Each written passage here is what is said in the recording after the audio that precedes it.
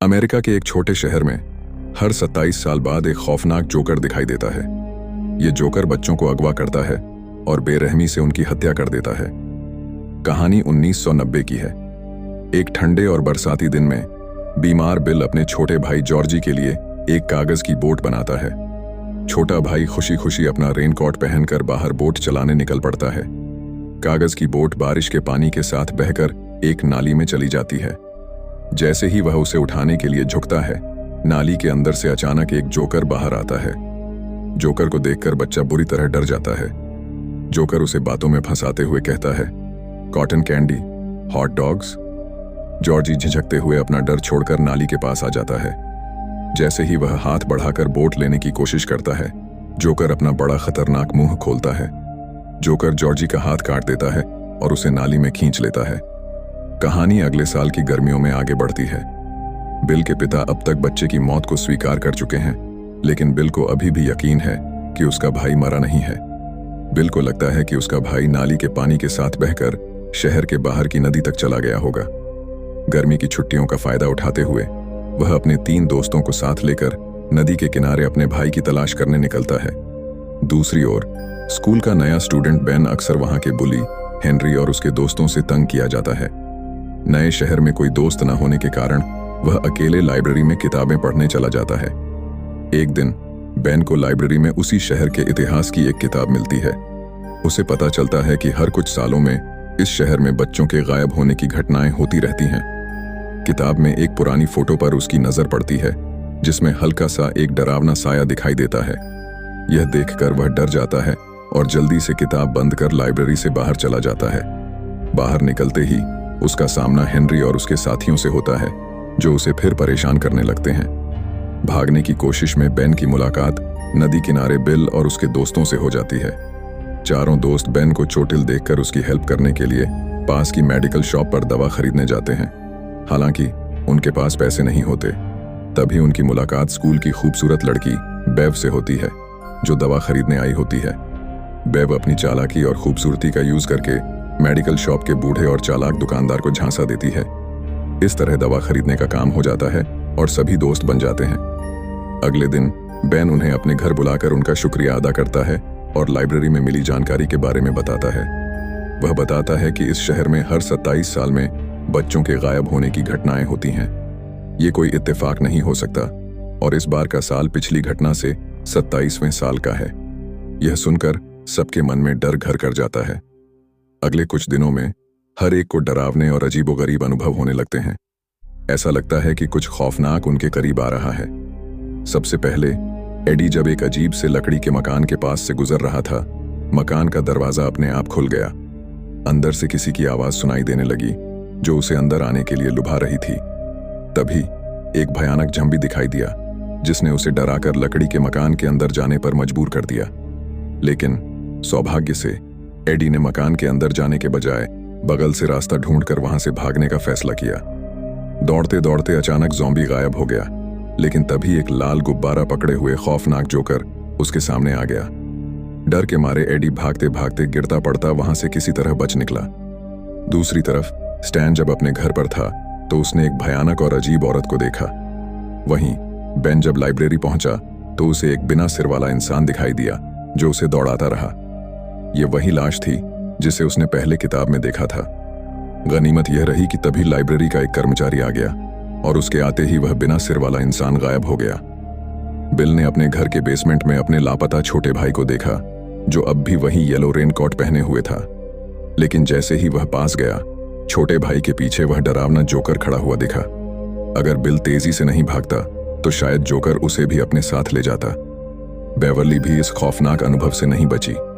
उसे बाथरूम में अजीब आवाजें सुनाई दी, जैसे कोई उसे पुकार रहा हो। जिज्ञासा में उसने 1 इंच टेप पाइप में डाली और बाहर निकाली तो उसमें खून से सना हुआ बालों का गुच्छा फंसा हुआ था। लेकिन इसके बाद जो हुआ वह और भी डरावना था।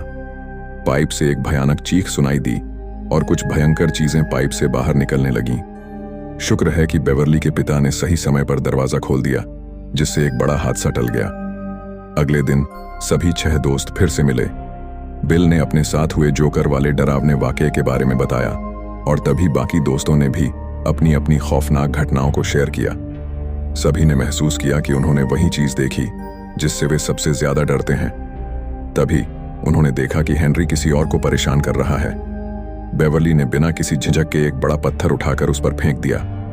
हेनरी भी गुस्से में आ गया और दोनों साइड से पत्थरबाजी शुरू हो गई। चूंकि बिल और उसके दोस्तों की संख्या ज्यादा थी, उन्होंने जल्दी ही हेनरी और उसके साथी बदमाशों को खदेड़ दिया। उसी दौरान उन्होंने हेनरी के द्वारा परेशान किए जा रहे माइक नाम के लड़के को बचा लिया। इसके बाद सभी दोस्त जब वापस शहर पहुंचे तो उन्होंने सुना कि एक और बच्चा गायब हो गया है। यह इस महीने की दूसरी घटना थी जिसमें किसी बच्चे का अचानक से कोई सुराग नहीं मिला।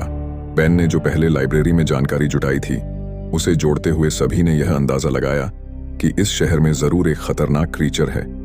यह क्रीचर हर 27 साल बाद प्रकट होता है और बच्चों को नुकसान पहुंचाता है।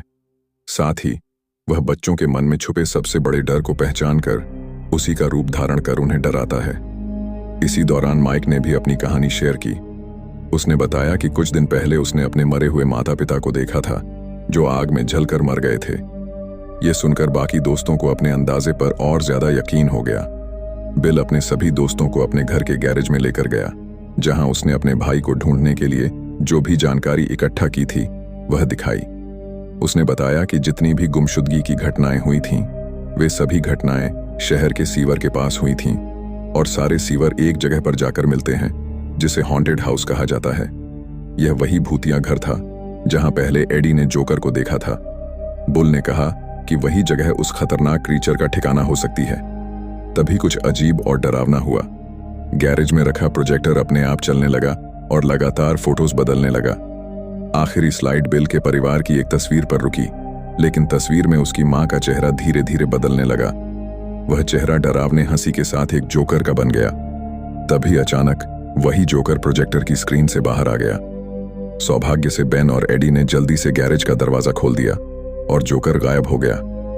यह सब देखकर बिल गुस्से और चिंता से भर गया।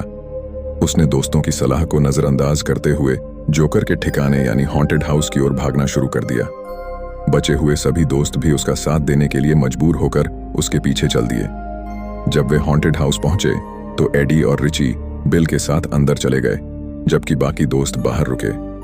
घर के अंदर खोजते समय एडी बाकी दोनों से बिछड़ गया और फिर से उस डरावने जॉम्बी का सामना किया, जिससे डरकर वह नीचे गिर पड़ा और बेहोश हो गया।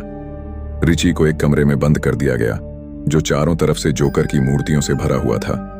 तभी वही जोकर प्रकट हुआ और रिची पर झपट पड़ा, लेकिन ठीक समय पर बिल ने दरवाजा खोल दिया और रिची को बचा लिया। दूसरी तरफ बेहोश पड़ा एडी अचानक होश में आया। जैसे ही उसने अपनी आंखें खोली, देखा कि जोकर पास की एक अलमारी से रेंगते हुए बाहर आ रहा था। तभी किसी तरह की आवाज सुनकर बेवर्ली वहां पहुंची और उसके हाथ में लोहे की एक रॉड थी। बेवर्ली ने उस रॉड से जोकर पर हमला कर दिया और उसे घायल कर दिया। घायल जोकर तुरंत वहां से भागा और एक सूखे कुएं में जाकर छिप गया। घबराए सातों दोस्त भी हॉन्टेड हाउस से बाहर निकल गए, लेकिन बिल अभी भी हार मानने को तैयार नहीं था। उसने कहा कि अगर तैयारी पूरी की जाए तो वे फिर से उस जगह पर लौट सकते हैं। लेकिन बाकी दोस्तों ने अपनी आंखों से जोकर को देखने के बाद वहां वापस जाने से साफ इनकार कर दिया। डर के मारे सभी दोस्त अपनी अपनी राह पर चले गए और बिल अकेला पड़ गया। हालांकि कहानी यहीं खत्म नहीं हुई। अगले ही दिन बेवर्ली अपने घर पर अकेली थी। तभी जोकर ने उसे पकड़ लिया। जैसे ही बिल को इस घटना का पता चला, उसने तुरंत बाकी दोस्तों को जानकारी दी। टीम की इकलौती लड़की के पकड़े जाने की बात सुनते ही बाकी सभी दोस्त भी अपनी जगह से खड़े हो गए। उन्होंने तय किया कि इस बार साथ चलकर बेवर्ली को बचाया जाएगा और जोकर का सामना किया जाएगा। पिछले अनुभव से सबक लेते हुए इस बार दोस्तों ने हथियारों की पूरी तैयारी की और सीधे जोकर के ठिकाने पर पहुंच गए। थोड़ी ही देर में वे सूखे कुएं के पास पहुंच गए। एक दूसरे का हौसला बढ़ाने के बाद वे रस्सी की मदद से बारी बारी से नीचे उतरने लगे। सबसे आखिर में माइक रह गया ताकि सभी को सुरक्षित नीचे उतारने में मदद कर सके। लेकिन तभी पीछा करते हुए हेनरी वहां आ धमका। उसने माइक पर अचानक हमला कर दिया, उसे मारने की कोशिश की। माइक ने पूरी ताकत से मुकाबला किया और हेनरी को जोर से धक्का देकर सूखे कुएं में गिरा दिया। कुएं की गहराई में बेहोश बेवर्ली को होश आ गया। उसने देखा कि वह चारों ओर कचरे के ढेर के बीच पड़ी थी। जब उसने ऊपर नजर डाली तो वह अपनी आंखों पर यकीन नहीं कर पाई। कचरे के ऊपर हवा में अनगिनत बच्चों की लाशें लटकी हुई थीं। यह वे सभी बच्चे थे जो इस कस्बे से गायब हुए थे और जिन्हें जोकर ने एक तरह से मांस के टुकड़ों की तरह लटका रखा था। तभी जोकर वहां आ धमका। यह जगह सच में किसी शापित लैंड से कम नहीं लग रही थी। बेवर्ली भागने की कोशिश करती है, लेकिन जोकर ने उसे पकड़ लिया और हवा में उठा दिया। जोकर ने अपना बड़ा सा खौफनाक मुंह खोला और उसके गले से एक अजीब सी चमकती किरणें निकलने लगीं, जिसने बेवर्ली को पूरी तरह हिप्नोटाइज कर दिया। इसी बीच बिल और बाकी 6 दोस्त अंधेरी और गीली सुरंगों से गुजरते हुए उस जगह पहुंच गए। उन्होंने हवा में लटकी हुई बेवर्ली को देखा और जल्दी से उसे बचाने की कोशिश की। उसे नीचे लाकर जब देखा कि वह बेहोश है, तो बेन ने शायद फ्रॉग प्रिंस की कहानी से प्रेरित होकर तुरंत उसे किस कर दिया। सोचने वाली बात यह है कि यह वाकई काम कर गया। बेवर्ली होश में आ गई और यह देखकर बाकी दोस्त हैरान रह गए। यहाँ निर्देशक शायद यह बताना चाहते हैं कि अगर कोई लड़की बेहोश हो तो उसे किस करने में देर न करें, क्योंकि हो सकता है कि वह तुरंत ठीक हो जाए। खुशी के इस पल में बिल ने अपने खोए हुए भाई जॉर्जी को देखा। हालांकि उसका दिल अपने भाई को देखकर भर आया, लेकिन वह समझ गया कि उसका भाई मर चुका है। उसने तुरंत समझ लिया कि यह जोकर की चाल है जो उसके भाई के रूप में आया है। जोकर को जब एहसास हुआ कि बिल उसकी चाल में नहीं फंसेगा, तो उसने अपना असली रूप दिखा दिया। लेकिन अब यह 7 फ्रेंड्स जोकर से डरने वाले नहीं थे। 7 दोस्तों ने बहादुरी से जोकर का सामना किया। जोकर की असली ताकत उसके शिकार के डर से थी। जितना ज्यादा लोग उससे डरते थे, उतना ही वह ताकतवर बनता था। लेकिन जैसे ही सभी ने अपने डर को पीछे छोड़ दिया, जोकर कमजोर पड़ने लगा। आखिरकार बेवर्ली ने एक लोहे की रॉड उठाई और उसे जोकर के मुंह में घुसेड़ दिया। जोकर एक जोरदार चीख के साथ अंधेरे कुएं में गिर गया। हवा में लटक रही बच्चों की लाशें धीरे धीरे नीचे गिरने लगीं। घटना के बाद 7 दोस्तों ने अपने खून से कसम खाई कि अगर जोकर दोबारा जीवित हुआ तो वे चाहे दुनिया के किसी भी कोने में हो, 27 साल बाद वापस आकर उसे फिर खत्म करेंगे। अगर आपको इस मूवी का 2nd चैप्टर देखना है तो कमेंट में चैप्टर 2 लिख देना।